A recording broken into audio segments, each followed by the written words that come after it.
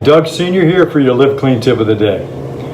For decades, we've been told to curb our fat intake and that eating low-fat foods were the right thing to do.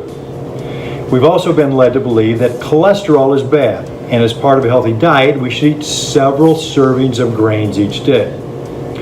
Well, it just might take years to turn this thinking around since it's been ingrained within us for so long. But more and more evidence is surfacing proving out the relevance of dietary fats for our overall health and the importance of cholesterol, which is just a fatty acid for so many processes in the body. So, with that, here are a few facts about fat, including cholesterol, that just might have you rethinking the fat myths that have been pushed on us for so long. And the first facts, experts say our brains, by dry weight, are made up of as much as 80% fat. And listen to this.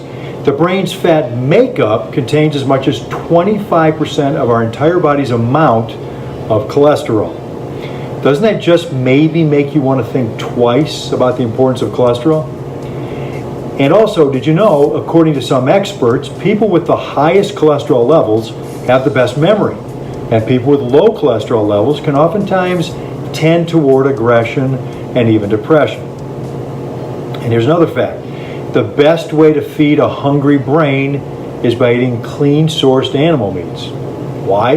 Because animal meats contain two critical fatty acid sources known as arachidonic acid, or AA, and docosahexaenoic acid, or DHA. And these two fatty acids, or fats, actually play the major role in building our cognitive volume, and DHA specifically is believed to make up approximately 1/4 of our entire brain. Again, these fats are relevant to good health.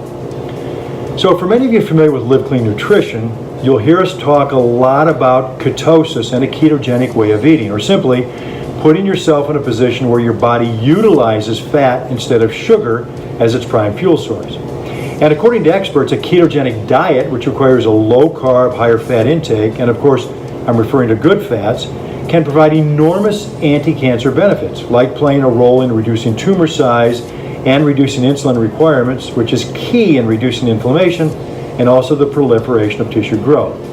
And a higher fat intake can also disrupt cancer cell DNA and lead to something known as apoptosis, or death of the cancer cell. And another benefit, a ketogenic lifestyle can help diminish the creation of blood vessel growth from existing cancer tumors, and this is how cancer cells fuel their growth. Now, getting back to that fatty acid known as cholesterol. Did you know cholesterol plays a key role in digestion? That's right. To be specific, the liver makes cholesterol and then combines it with bile to help our bodies digest food so it can be absorbed in its proper state. And even that little hormone known as cortisol, our stress hormone, is made by the adrenals using cholesterol. And did you know that without this good fat, blood pressure, thyroid regulation, and even immune system regulation can be seriously detrimentally altered? And here's a big one for you. Did you know that not one single sex hormone could be made without cholesterol? That's right. In fact, the adrenal glands use cholesterol to make the sex hormone precursor pregnenolone, to make things like DHEA, testosterone, estrogen, and even progesterone. What's more, every cell in our body is covered in a membrane that protects it and allows it to be flexible to receive messages and nutrients. Guess what that membrane's made of and repaired by? You guessed it, of course, fat, and much of that fat being cholesterol. And here's one more for you. Did you know our myelin sheath, that's a fatty covering that insulates our nerves and elevates electrical signals throughout the nervous system, is approximately 70% made of fat and almost 30% of it's cholesterol. So, think about this.